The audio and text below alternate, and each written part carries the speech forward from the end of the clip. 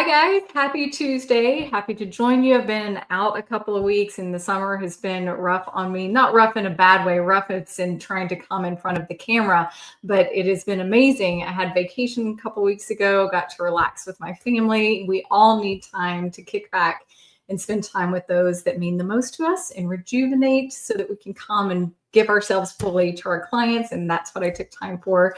This summer is a big planning time for me. There's some events coming up. You guys know I always start with some announcements. So August 5th, Dr. Ken Berry and I are doing a free live community event in Middle Tennessee. If you are near the Middle Tennessee area on August 5th, please join us. And I will be putting in the show notes how you can get a ticket for that. Like, it's free to attend, but we want to pack the room out. So please sign up. If you don't have a ticket, I can't guarantee that you will have a slot.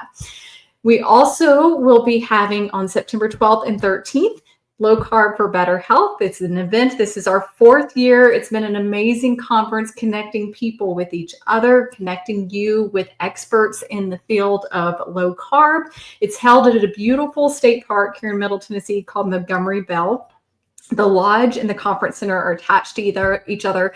We're incorporating exercise into this year. I'm super excited about that. There's a guided hike and there's also a bodyweight exercise that Keto Savage will be leading for us, and Keto 5.0 will be leading the guided hike in the park. There's a PhD coaching experience. So if you want to see what it's like to get connected with the PhD, Proper Human Diet Community coaching, there'll be that. There's some wonderful vendors that are coming too that I will point out is we have a coffee vendor. Who does not love coffee? But the coffee is being donated so that it will be out there ready for you guys to drink all throughout Friday and Saturday.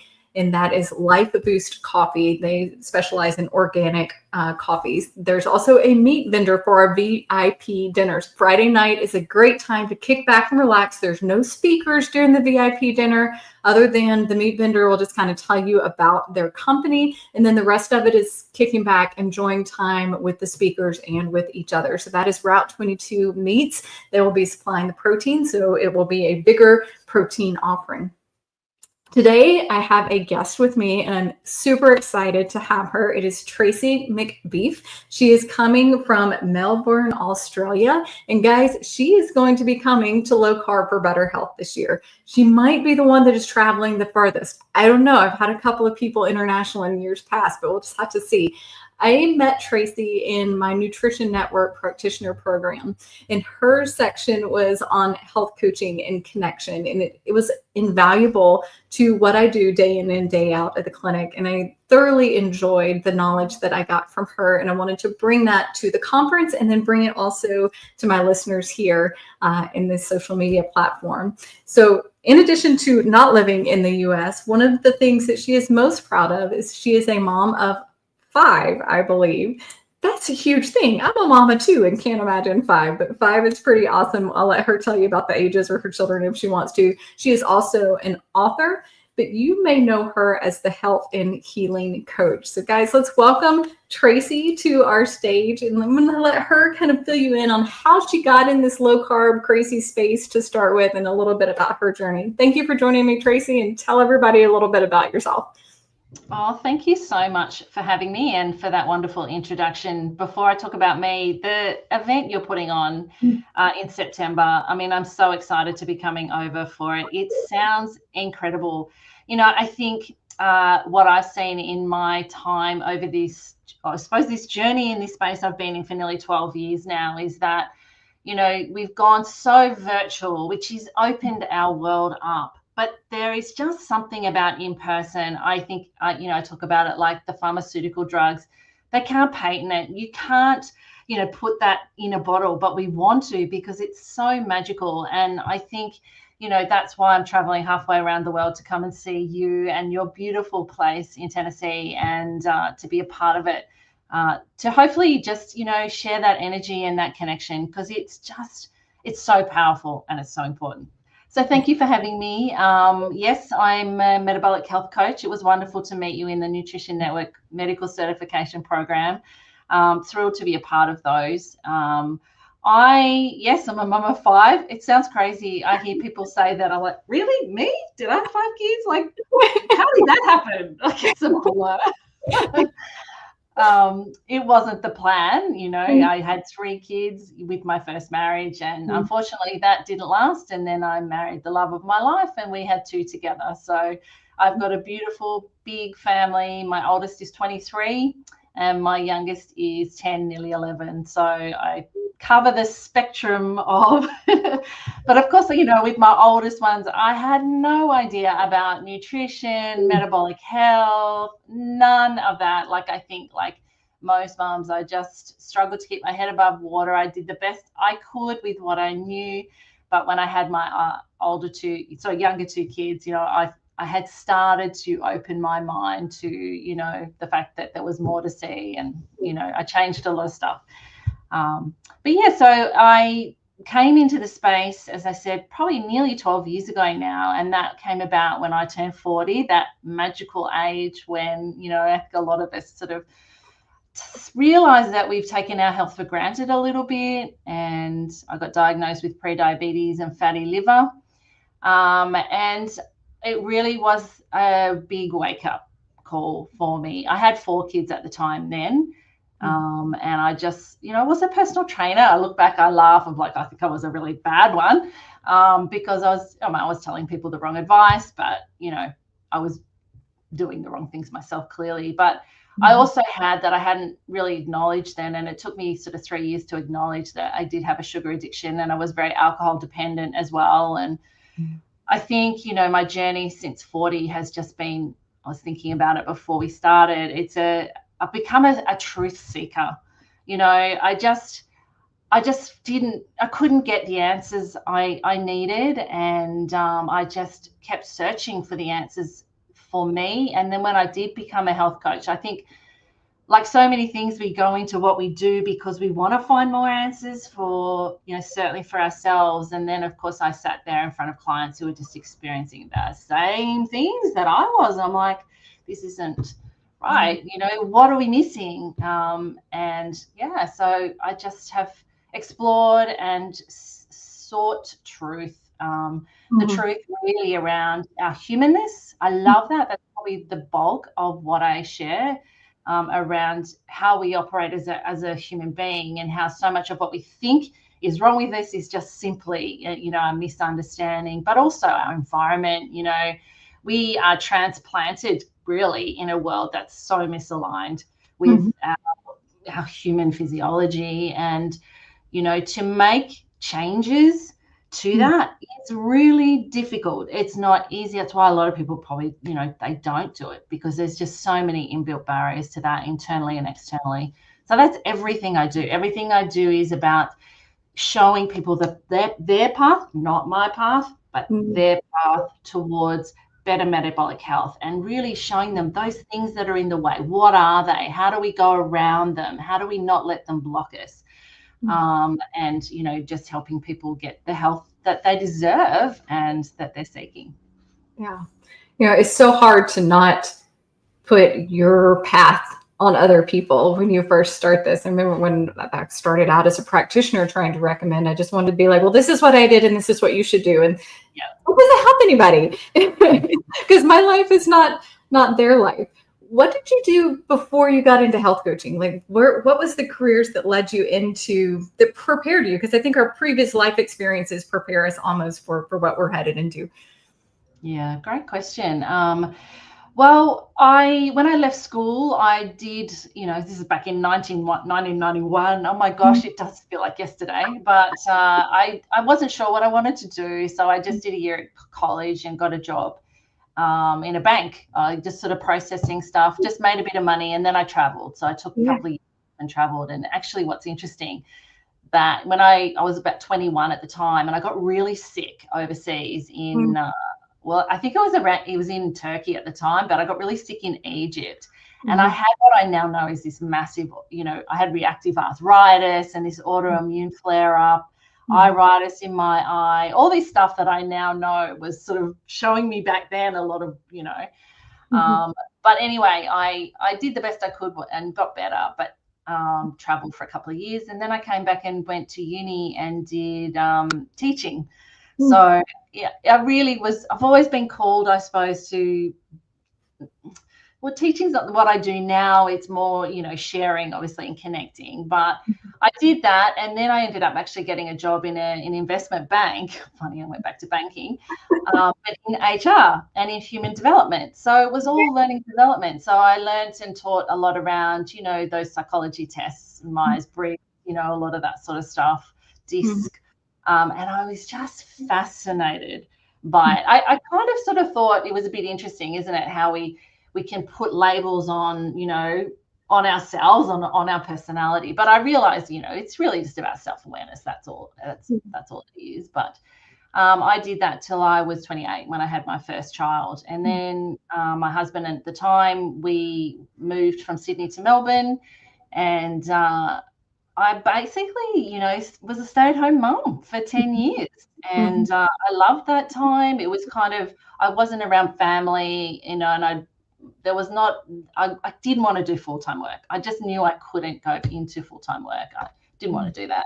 And there was really not a lot of openings back then in the work I had for part-time. It was just pretty much impossible. But as I was sort of going along, I started to get into running, and realized that maybe the fitness industry was where I could land. So I got my personal training qualifications, and I did that in and around the kids, and in and around my divorce, and in and around my remarriage. And and then when I got the diagnosis, and I started discovering that I was really working off false knowledge, I thought, I have to get into health coaching. So I combined it for a little while, but then, I haven't really, I help people with exercise. You mentioned that's going to be a part of, it's so important, movement, people, we call it, it's so important, and I think sometimes in the nutrition space, we focus so much on the food, we forget we have to keep our muscle mass and keep our physical health strong, because that helps our brain and everything. But yeah, I haven't really done the personal training side for 10 years. 8 to 10 years now, so just more focused on and so it's really just connection. It's people. I've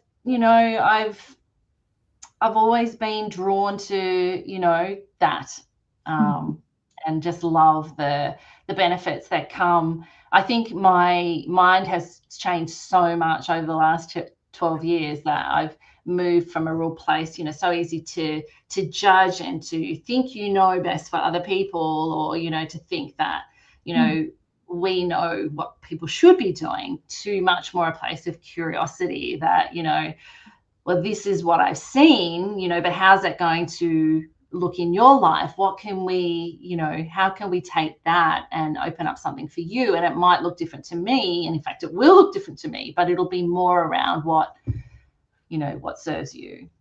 Yeah, for sure. What I love about the story that you just told us is life is this big, messy event. There's always stuff going on. It can take you 10 million different directions and lead us down paths that, we don't necessarily are not going to work out sometimes. But with determination and curiosity and interest, it can become something completely different. And most of the people that I've met on the low carb journey, that's just that they come from a messy place. Life has not put them in a good place, and they want to find that better path. And it sounds like your work now is really helping people find out, how do I take this mess and turn it into something beautiful down the road. So when you go to work with somebody, you sit down with them as a coach, where do you start? Like, how do you even start that process of helping somebody change their mind? That's a great question. And I'll answer that. I just touching on what you just said, because I think that was such a beautiful way to explain what it is. And it made me realize what I've seen over my lifetime too. I'm only 52, long way to go, hopefully. But, they're often, in the moment, these things that are messy, these things that are challenging, we don't see them as gifts. But I have seen everything that's ever come to me, not wrapped in beautiful packaging, not looking gorgeous at all, but it has actually been a gift. And I think that's a beautiful way to describe it. That's what I help people see, that they have gifts, no matter what their life has been, no matter what choices they've made in their life or what's gone on, inside them are some magical gifts that I can help them unlock. And in terms of what I do with a client, I only do one-on-ones now with my group. So I have a group called The Art of Thriving that I've been running for about 5 years. And it's a very unique group, but it's been born of the fact that I've seen that this path is not a 6-week, 12-week, it can take years. And in fact, we want to embrace it as the rest of our life. We're just going to stay curious and learn and evolve. And so once people join, they can stay for as long as they like. I've got people in there that have been there for 5 years, and they stay not because they think there is, that they're broken or they still want to lose weight, or they just love that there's always more to see, and they stay for the insights and the connection and the community. So if I'm working with them, obviously they've got a bit of a grounding and a knowledge base to start with. So we tend to go deep. We tend to look at the stories. What are the barriers? What are the things that they're believing that are getting in the way? And that's a really big part of the work I do, because that helps me stop drinking. I learned that even a thought that said, hey, you deserve a drink, or you can have a drink, was an optional thing. It wasn't something that I necessarily had to follow. So I started to see that a lot of the stories that I was believing were just made up, but just real energy coming through that the mind had slapped a story on, and that it was just an option. I didn't have to believe it.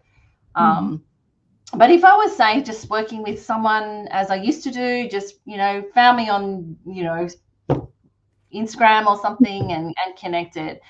Look, I think where I start is very different with every client. So every client would fill in. Obviously, there's just detailed information forms that I can really see. And I think the first question is what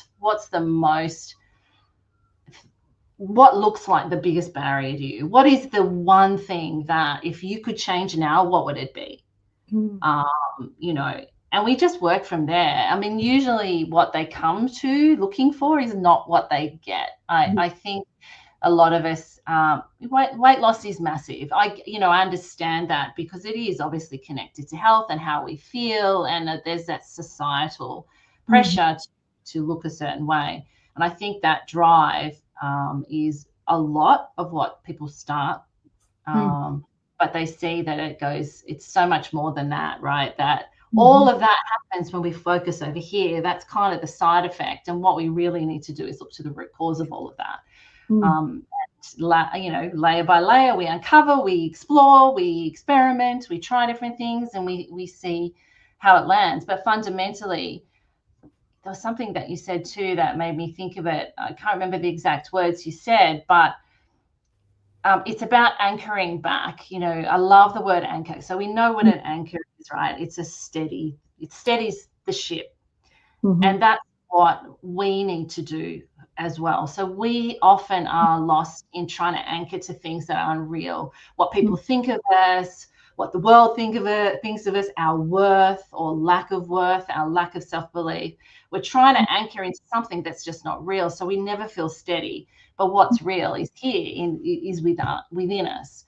And the world happens as it does, right? Divorces happen, people get sick, tragic events happen. Now, if we have our anchor in here, we can trust ourselves to navigate. Doesn't mean we'll love it or enjoy it. We won't. There's many things that happen in life that we don't, love or enjoy. But we have this connection and this trust within to know that we'll be able to get through it. And we won't need to numb our way through it through alcohol or food or things that I used to do all the time, that were the only way I thought I could get through life, or especially young kids and a divorce and stuff. Oh my God, how could I do that without drinking every day or, eating crap?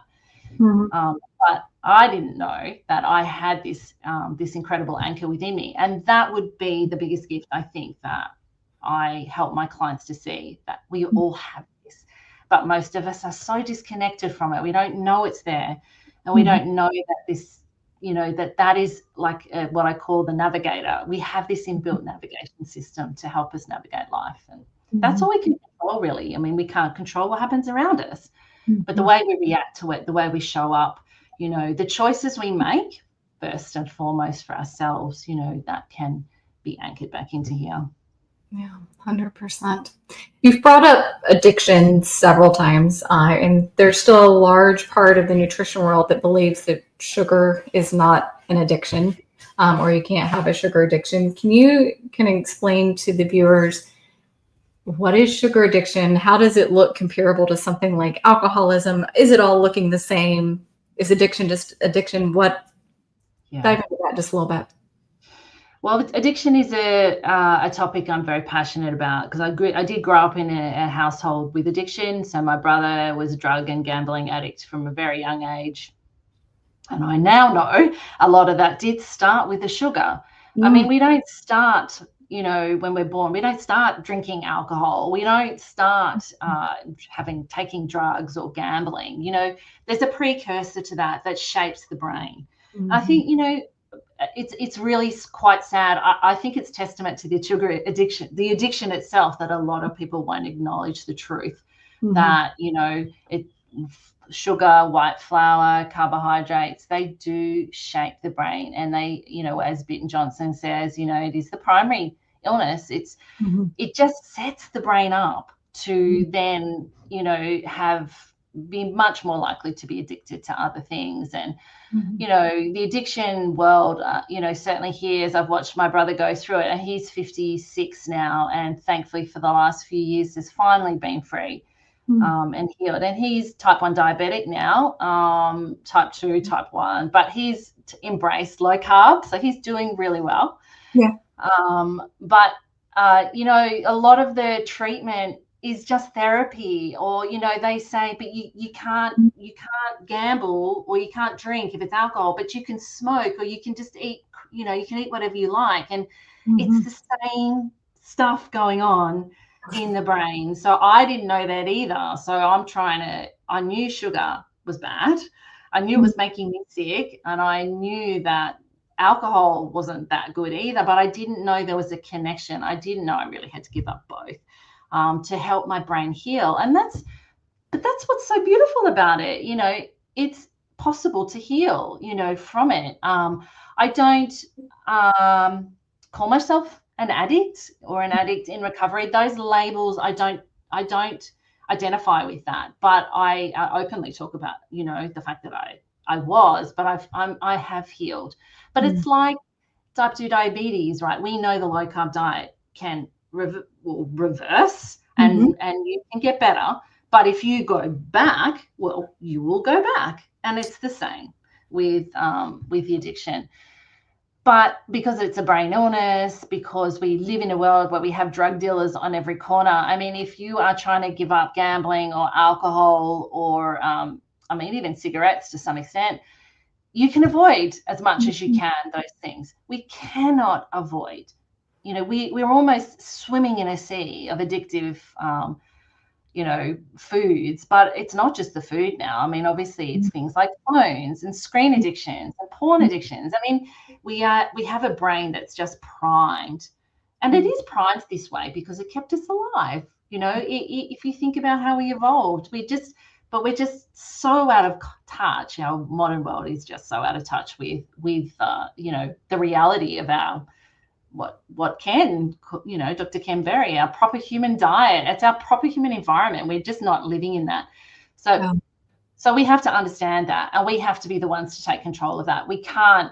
The world's not going to change. The food industry is not going to turn around and go, oh, you know, sure, we'll get rid of sugar. You know, no, it's not going to happen. You know, we have, but it's an incredible opportunity to come home to yourself, to take that power that's currently anchored outside of you in the food or in the alcohol, or, you know, and to put it back in here. I mean, we still have to eat, but we know there are ways we can, and the foods we can eat in protein and beautiful, healthy fats that nourish our brain, help it to heal and help us to feel better, as opposed to, you know, that quick fix energy and that stuff that just does so much, obviously, dysregulation to our body. Yeah. And so many people don't think of addictions as starting in childhood, but when I was running my weight loss clinic, and even now in my metabolic health clinic, I have several clients who come to me from addiction treatment centers. So it's a drug and alcohol addiction treatment center. And while they were in their recovery for drugs and alcohol, sugar was given to them. Like, you have a craving, here's a piece of candy. You have an urge to use, here's a milkshake. It was a way to calm down that craving for the substance they were trying to avoid.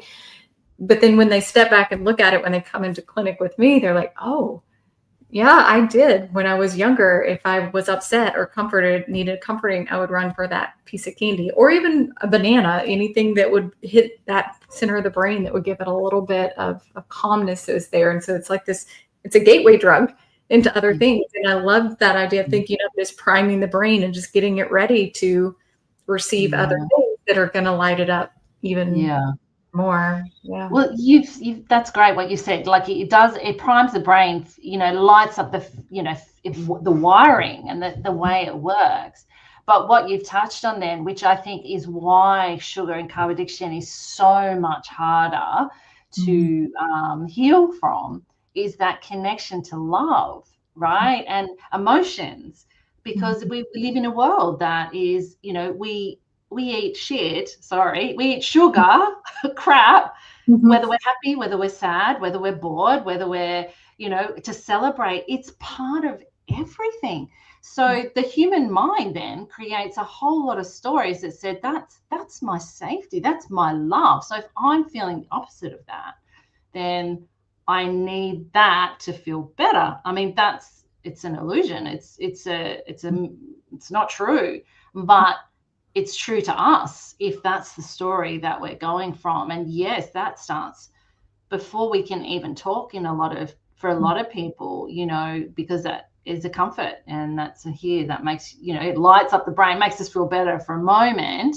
And then, I mean, look, it's one of these things that I spent a lot of dark times berating myself about, because I didn't know, that was how I would, that was my experience. And then I started that, as I said, I touched on with my older kids. I kind of continued a lot of that until I came across this, and I was like, oh,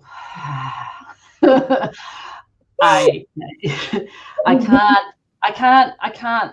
can't sit in guilt. I can't berate myself, but I can do something with the new knowledge I've got now, and I can make changes. And, I've said sorry to my older kids. I didn't know, I just did the best I could. Like, we're all doing the best we can with what we have. The challenge is, in this space, is people come across this information, they just don't know how to integrate it. So, it's taking that knowledge and integrating it and making changes in your life that just, yeah. I put my contact information up just at that moment. You teed it up for me. Great, Tracy. Thank you. But, that is probably my number one consult. If people say, I've watched all these YouTube videos, I've watched all these things, I've read all these books, I've listened to all these podcasts, I don't know if it applies to me or not. I don't know what to do with this information from here. And so it's about helping to make that connection, which is also part of what we're doing at Low Carb for Better Health. It's bringing the experts and then giving people time to connect with the experts and connect with other people and hear their stories about, how they got to low carb and their message, which I want to bring out. You just produced a great event, the lived experience there, which I was fortunate enough to be a speaker. But that is part of what people also get at low carb. So tell people real quick, what is the lived experience and how can they go to find it if they want to sign up or look at it? Sure. So it's exactly like you said, that's the bulk of the people that come to me too. The information out there is amazing now, as opposed to 12 years ago. Like, there was Steve Finney, Prof Noakes, there was very few people. It made it a little easier, I think, but at the same time, it's grown rapidly, which is amazing, because obviously it's a truth, it's an understanding. But it makes it really overwhelming. And I think people do get really overwhelmed. And that's where, people like you are really, really just essential for people to go to. Don't sit on a Facebook page and ask people on Facebook. Actually get some professional help. It will just shorten your journey, so much quicker.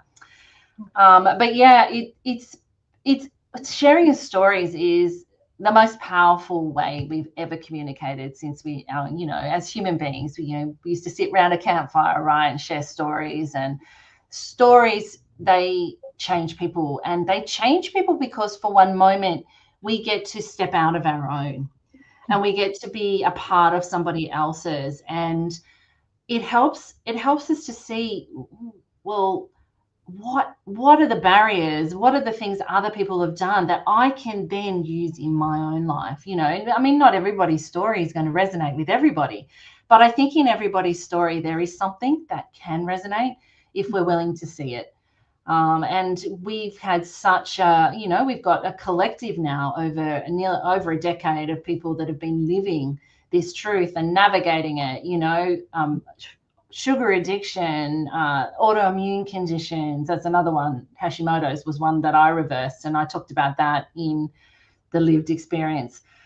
Cholesterol, doctors that have just totally transformed the way they practice medicine because of what they've understood. And I think just hearing that, again, we're not telling anyone what to do. We're just sharing how it's looked for us. And it's a really safe way for people to go, oh, I quite like that. We tend to come to these with a much more open mind rather than sitting in, you must do this and this is how it has to look. And it's like, we don't really sort of resonate with that.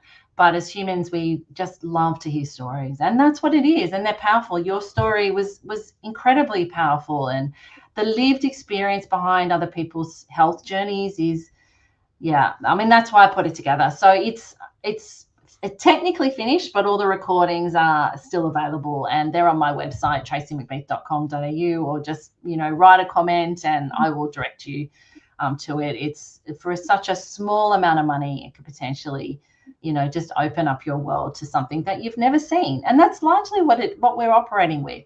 We don't largely do what we need to do because we just haven't seen what we need to see yet. And when we hear of how others have seen what they've needed to see, and, it lights up something in us as well. Yeah. Yeah. I think the common thing I hear from other healthcare providers is we can't see. Once you see it, you can't unsee it. Oh. It changes everything. It blows your mind, blows your practice, does everything. It just changes everything. Why though? I don't want to have to change. I was just fine sitting doing that.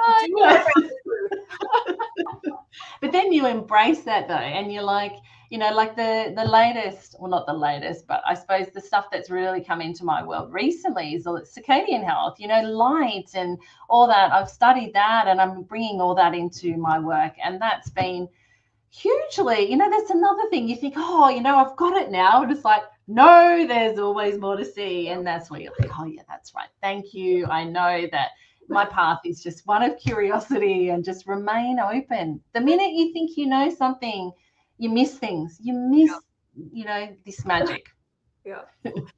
So give us a little insight into what you plan on speaking on in September at Low Carb for Better Health. Don't tell us, don't let it all out. Just a little insight about where your talk is going to be headed. Well, I think I have touched on some of it today. And I think I'm going to bring just what is not talked about enough, but is the powerful, most powerful thing I think we need to see, to really not just do this for 5 weeks, not just do this for 12 weeks, not just do this as a diet, but to actually make this, real long-term change, to change your life, and to just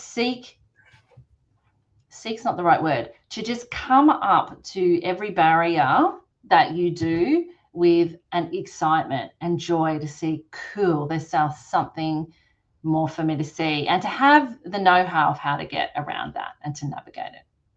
Yeah. Awesome. I can't wait to hear your talk. And if you are interested in connecting with us and the other speakers at Low Carb for Better Health, the website's down at the bottom, rolling across, but it's lc4bh.com. It's a pretty easy website to remember, just low carb, the number 4, betterhealth.com.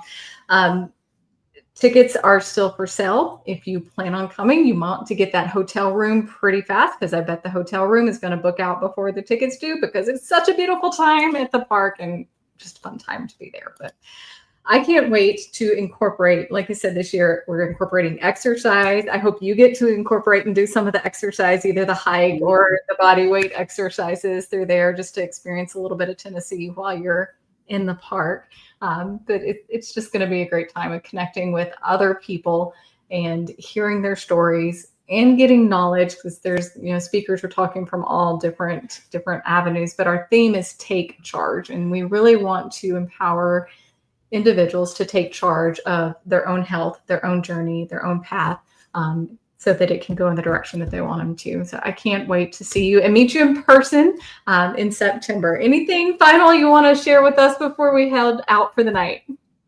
The final thing I would just share is what you just said there. The people I have met in person at these events are friends for life. It's just an incredible opportunity. And again, your mind will come up with, it's cost and it's organizing and I've got to take it down. Yeah, but you will get back in bucket loads, for your effort to do that. Don't miss out on this opportunity. And I can't wait to meet you and everybody else that comes along as well. Absolutely. Well, we will see you in September, but thank you for taking time to be with me, my night, your morning, and I hope you have an amazing rest of your day. Thank you, Amanda. Thank you. Bye, everyone.